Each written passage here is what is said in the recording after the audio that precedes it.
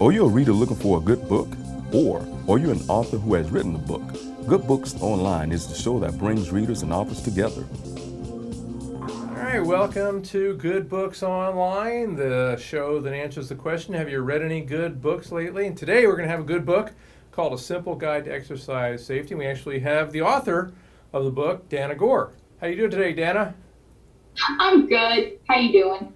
Well, so far so good. You know, the one thing about life is there is no safety net. Apparently, there isn't much of a safety net when you're doing exercises as well. Tell us a little bit about the inspiration that you had for the book. You know, I thought I knew a thing or two about exercise because in one of my many attempts to try to lose weight and get fit, you watch the DVDs and you see people at the gym and you implement what's in front of you. And then after a series of events, my husband and I decided to enroll at Fitness Institute International School for Personal Training. And as I was sitting through the courses, I didn't know what to expect when we were going to go through the school. I just knew there was quite a curriculum ahead of us, and it was anybody's guess as to whether or not we were going to get through it. So it wasn't like the infomercials, right? No, not at all. It was 360 hours of academic and practical hands-on application. Over six different courses. So it actually took me over a year to complete it without taking a break. That was with a lot of studying too. And as I'm sitting through the courses, Dr. Abbott, who's the president and chief instructor of the school, was talking to us and telling us about things that happen in the health and fitness industry. He was talking about how people die. Actually, people die from things like a lack of a proper cool down. Right. And from exercising and chewing gum at the same time. Yeah, well, actually, I actually talked to a chiropractor. And he told me that with the exception of auto accidents, about half of his business comes from people that injure themselves trying to get physically fit. Because they overdo it. They tend to overdo it, especially if they haven't done it in months or in some cases years. Oh, absolutely. Yeah, it's so true. And then those are the things that hit me when I was going through his classes. In fact, this was in the very first of the 6 classes. He said, if you don't remember anything else, or if you don't take away anything else from anything I teach you, he's like, please know, people should not exercise and chew gum at the same time. They could choke to death and die, and they have. People have. Sure. And I'm thinking, who knew that? Right. I mean, it's not widely advertised, but it's obviously a huge health risk, and do people know this? And I Googled it. I'm like, and it was hardly out there. Oh, sure. You just don't find this information very easily unless somebody points it out to you. Or you work in the ER. That's when you find out all those things. Well, the thing about gum is it's flexible in its texture. So it can mold itself to the airway. Yeah. So even if you have a qualified rescuer there to do the abdominal thrust, it may or may not expel you. Yeah. Yeah, and that's not like a hunk of steak or something. Sure. Well, yeah, exactly. It's the last thing you'd think would result in an injury or maybe even a fatality, but it can happen. Sure, and if you're on your own, then good luck to you. Yeah. Maybe, and then the longer the brain is without oxygen, the higher the likelihood that brain damage will occur. So it's just one of those things. I wrote an article about it for sparkpeople.com, and some of the people who had commented actually said, oh, they can't live without it, blah, blah, blah. I'm not here to tell anybody what to do. I mean, it's your life, chew gum. Maybe nothing will happen to you. You see athletes doing it all the time. But I just think it's good to have the awareness. Then you could choose. Right, and that's basically what your guidebook is all about. It's telling them all the things that they probably don't know about that could result in injury. Yes, it's one of those. It's better to be informed, and you're likely to pick up something in there that you probably haven't given any thought to. Right.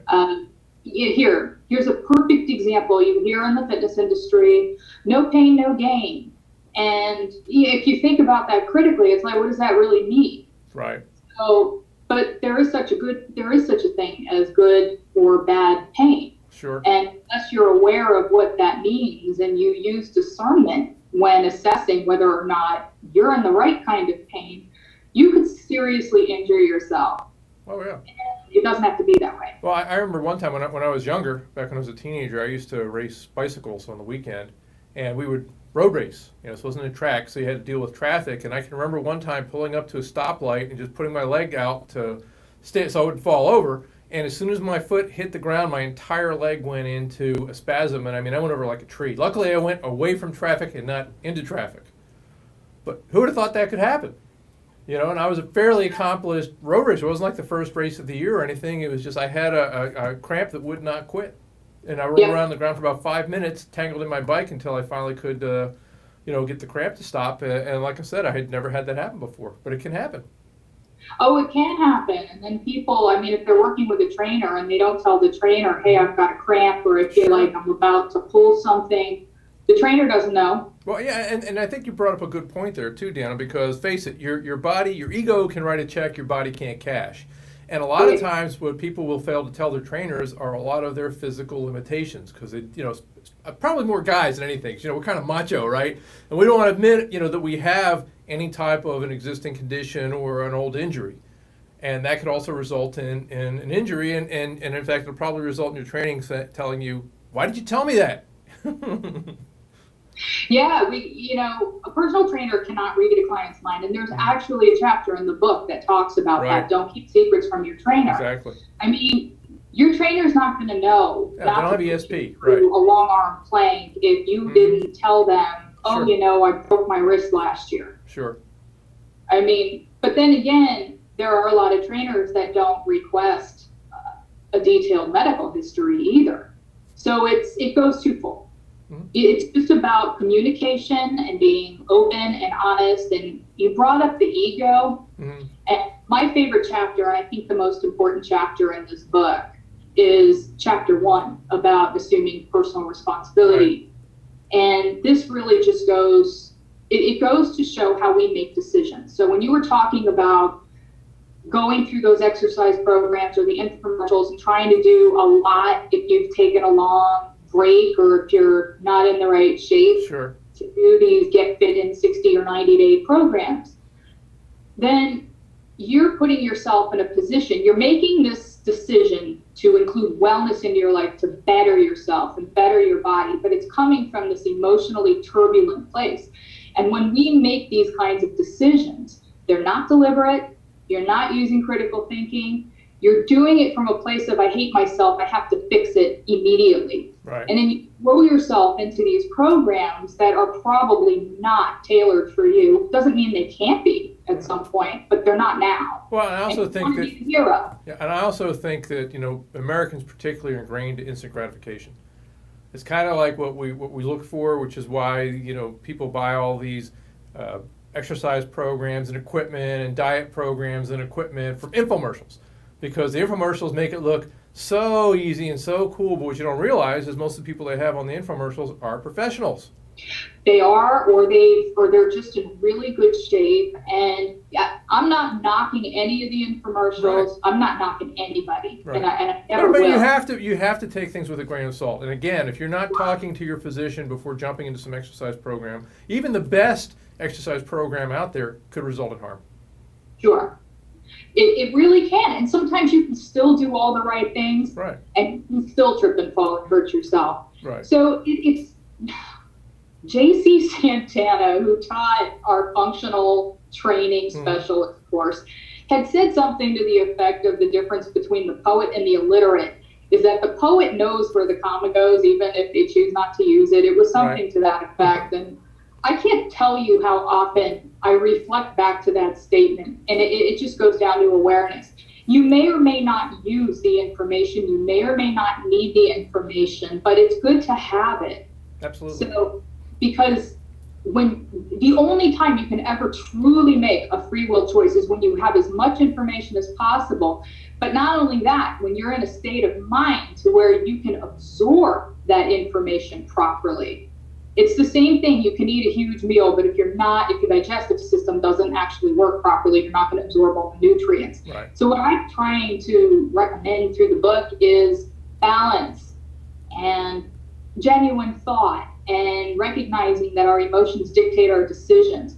The book, if anybody reads between the lines in the book, there's a message in it. And other than just, don't do this, look out for that, there's a message about self-awareness. And elevating your level of consciousness.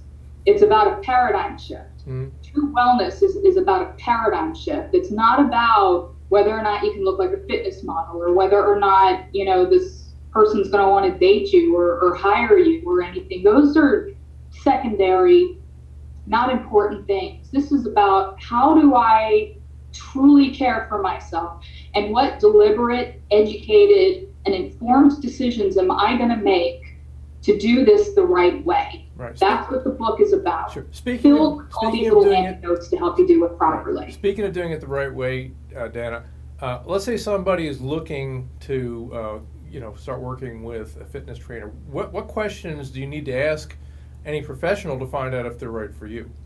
Well, I would ask them, have you had an education, or where did you get your certification from? How long have you been doing this? How great of a listener are you? Do you take safety into consideration?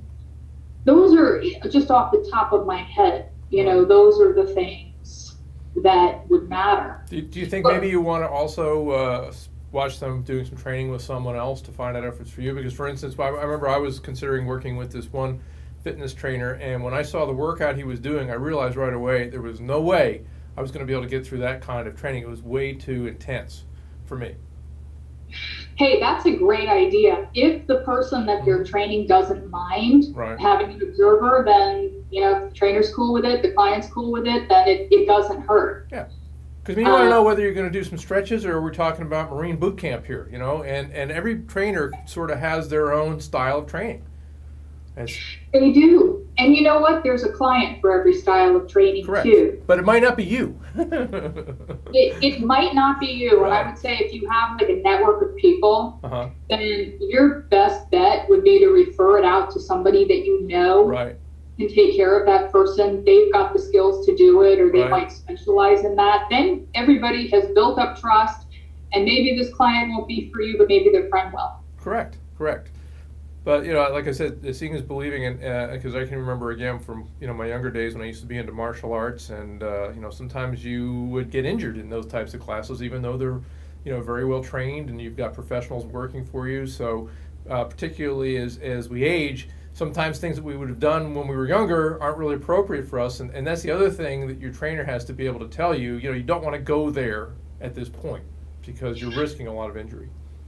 The catch-22 with this whole thing is, it is definitely important for the trainer to take responsibility for the client and have their best interest at heart, and ask the right questions, and as many of them as possible, and to care about where they've been educated. And really, it's just to be conscious.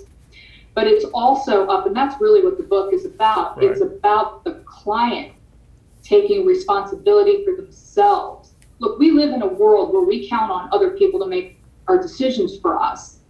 I don't think that's a good way to live. I think that it's up to us to take care of ourselves, and to be armed with the information that we need to ask useful questions, as many of them as possible, and to make deliberate decisions. Right. So, that's pretty much what I'm trying to say to people. Mm-hmm.